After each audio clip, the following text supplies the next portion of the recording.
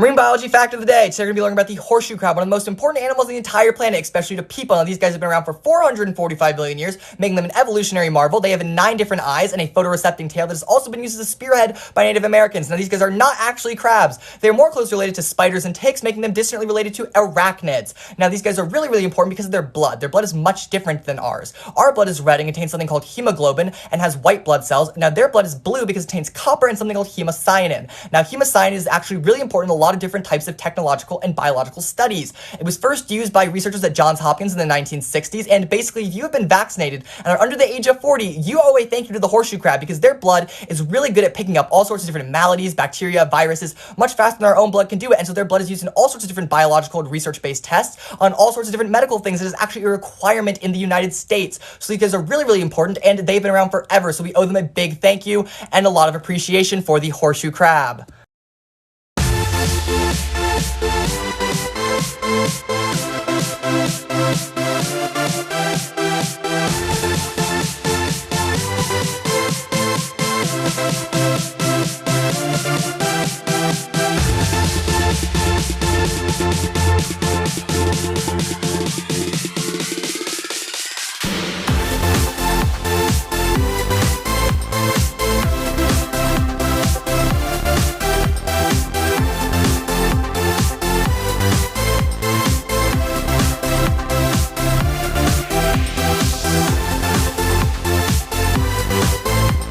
What's up, guys? So in my older videos I bought this horseshoe crab with a conch, and there it is. And the horseshoe crab, he pretty much digs under the sand and eats like algae and whatever food he could find, so he could live on its own without feeding him because there's algae all over the fish tank.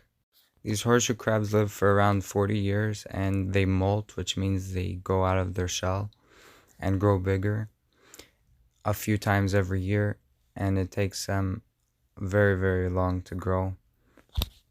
Guys, as you can see, I'm holding it out of water. They could live up to 4 days without water, so it's fine. And also the mother, when it lays their eggs in the sand, they go out of water for a while and lay their eggs there. They lay up to 80,000 eggs.